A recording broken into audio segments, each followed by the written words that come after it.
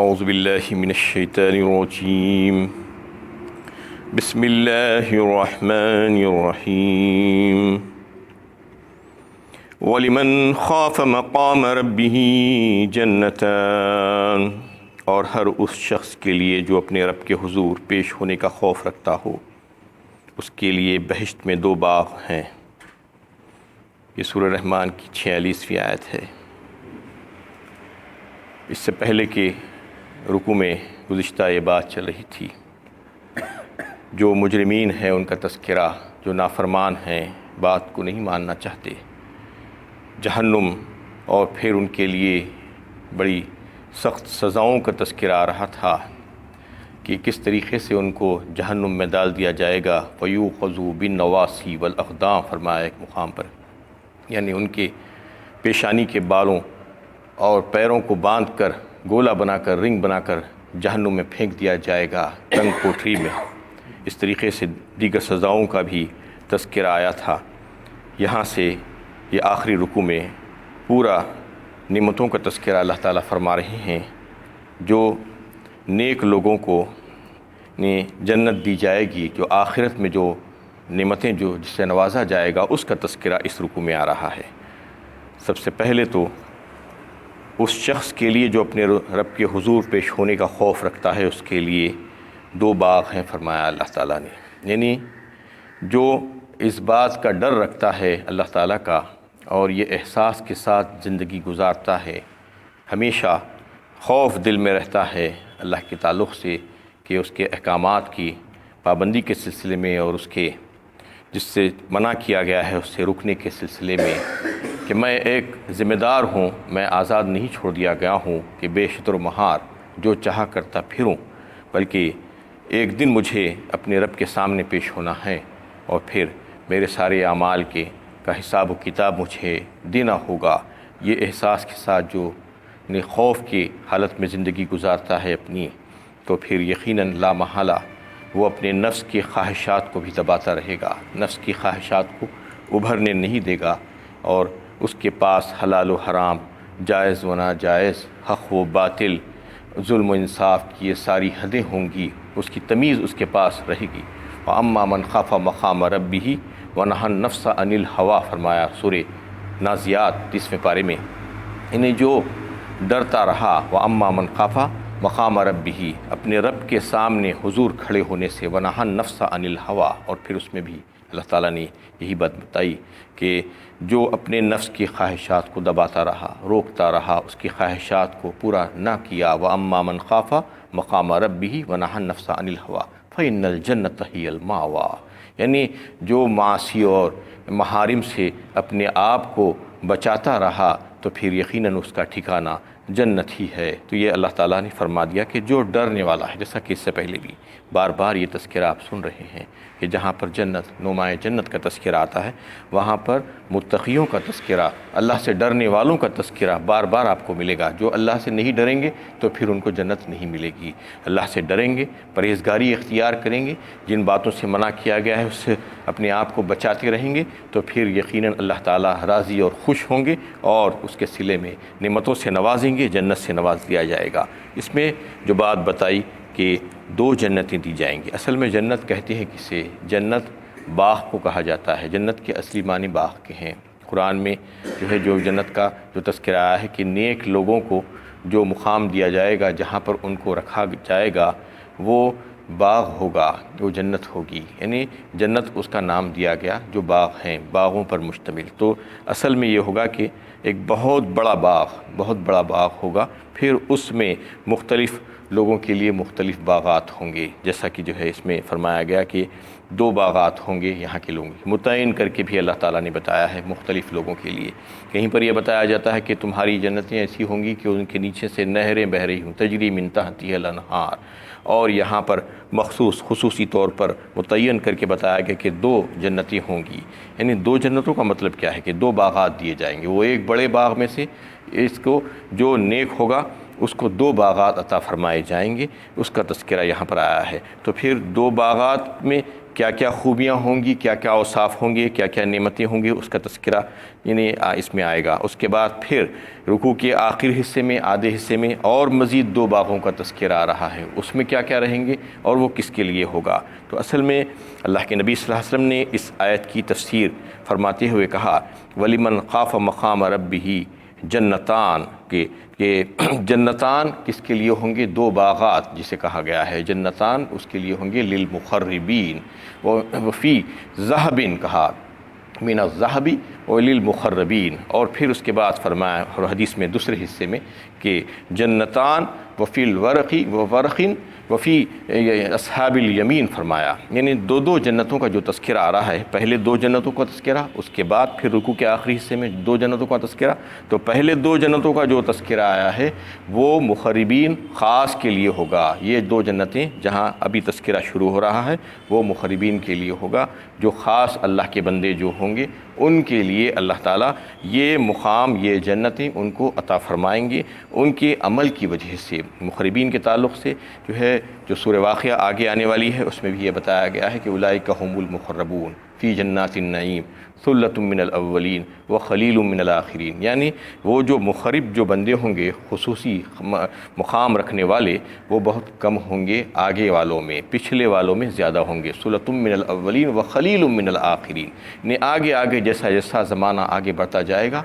اچھے لوگوں کی کمی ہوتی جائے گی، جو نیک لوگ جو تھے وہ پہلے زمانے کے اتنے لوگ بعد میں نہیں رہیں گے، تو وہ زیادہ لوگ یہ جنتوں کے جو حقدار ہوں گے پہلی 2 جنتوں کے وہ مقربین ہوں گے، سابقین اولین جسا کہا گیا ہے وہ ہوں گے، وہ لوگوں کے لیے اللہ تعالیٰ یہ جنتیں بنا کر دیں گے۔ یہ کیسی جنتیں ہوں گی؟ اسی حدیث میں اللہ کے نبی صلی اللہ علیہ وسلم نے فرمایا کہ وہ سونے کی جنتیں ہوں گی، گولڈ کی، ساری چیزیں اس میں سونے کی ہوں گی، پلیٹاں سونے کی ہوں گی، اور جو ہے سارے استعمال کی چیزیں سونے کی ہوں گی۔ اتنی حسین اور خوبصورت جنت اللہ تعالیٰ ان لوگوں کو عطا فرمائیں گے وہاں پر۔ فَبِأَيِّ آلَاءِ رَبِّكُمَا تُكَذِّبَانِ، پھر تم اپنے رب کے کن کن انعامات کو چھٹلاؤ گے۔ ذَوَاتَا أَفْنَانٍ، وہ دونوں باغ کثیر شاخوں والے ہوں گے، یعنی سب سے پہلی صفت وہ باغات کی یہ ہوں گی کہ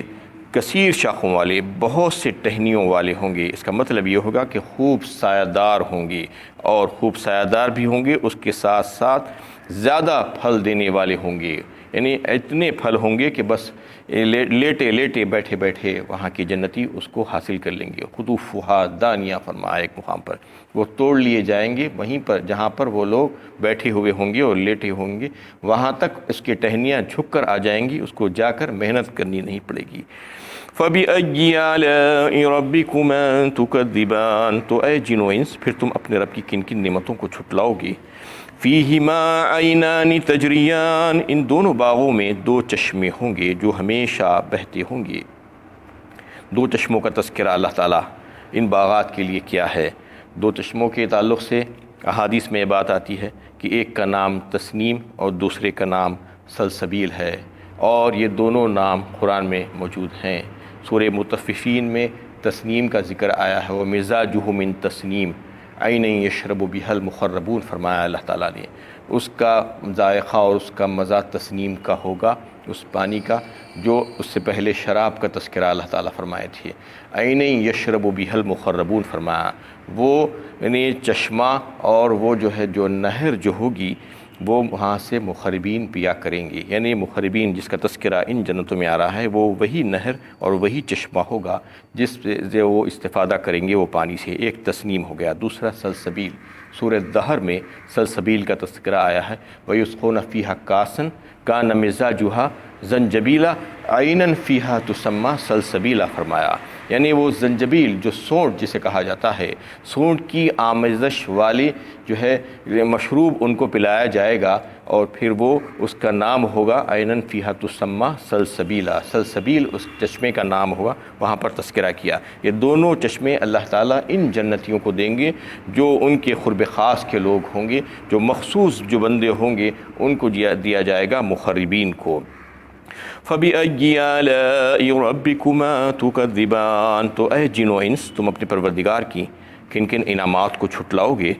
فِيهِمَا مِن كُلِّ فَاكِهَةٍ زَوْجَانِ، ان دونوں باغوں میں ہر پھل کی 2 قسمیں ہوں گی۔ یعنی پھلوں کا معاملہ ایسا ہوگا کہ ہر چیز دو دو قسموں کی ہوگی، یعنی دو دو مزے ہوں گے، ایک ہی دکھے گا، دوسرا دوسرے مزے کا ہوگا، ایک الگ مزے کا ہوگا۔ اور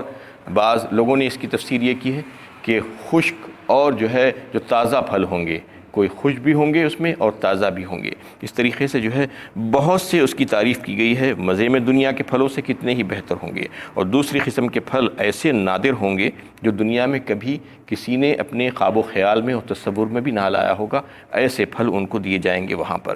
فَبِأَيِّ آلَاءِ رَبِّكُمَا تُكَذِّبَانِ، پس اے جن و انس تم اپنے رب کی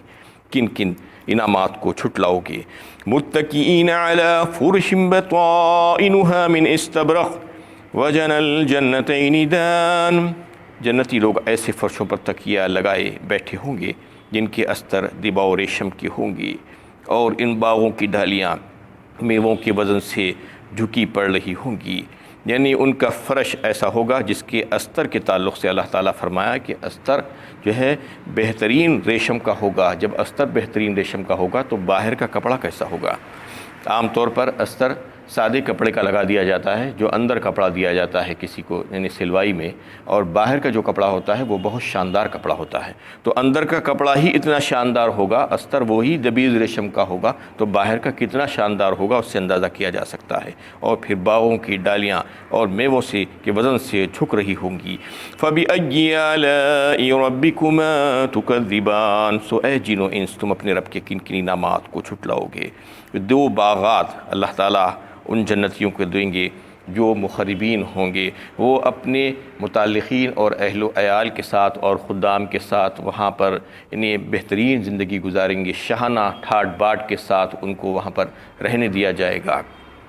فیہن قاصرات الطرف لم یطمثہن انس قبلہم ولا جان، ان میں نیچی نگاہ رکھنے والی ہوں گی جنہیں اس سے قبل کسی انسان یا جن نے ہاتھ تک نہ لگایا ہوگا۔ اور پھر عورتوں کا تذکرہ کہ اس میں نہایت ہی شرمیلی عورتیں ہوں گی جس سے ان کا نکاح کر دیا جائے گا، اور وہ ایسی ہوں گی کہ اس سے پہلے کسی جن اور انس نے اس کو ہاتھ بھی نہ لگایا ہوگا، اور کسی نے اس کو اپنے تصرف میں نہ لیا ہوگا، اور کسی کے نکاح میں نہ آئی ہوگی۔ ایسی عورتیں اس کو وہاں پر دے دی جائے گی۔ جن اور انس کا جو تذکرہ کیا گیا اس کا مطلب یہ ہے کہ اس سے پہلے بھی صورت میں شروع سے بات آ رہی تھی کہ دونوں سے خطاب ہے اس صورت میں، انسانوں سے بھی اور جنات سے بھی، کیونکہ جنات میں بھی اچھے اور برے دونوں ہوتے ہیں، جس کا سورہ جن میں تفصیل کے ساتھ انشاءاللہ تذکرہ آئے گا۔ تو جو مومن جن ہوں گے وہ بھی مومن انسانوں کی طرح جنت میں داخل کیے جائیں گے، اور پھر وہاں پر وہ بھی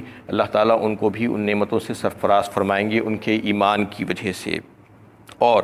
اللہ کے نبی صلی اللہ علیہ وسلم نے یعنی ان عورتوں کا جو تذکرہ آیا ہے اس کے بارے میں حدیث میں فرمایا کہ وہ عورتیں ایسی حسین و جمیل ہوں گی، ایسی خوبصورت ہوں گی کہ ان کے پیر کی پنڈلی کا گودا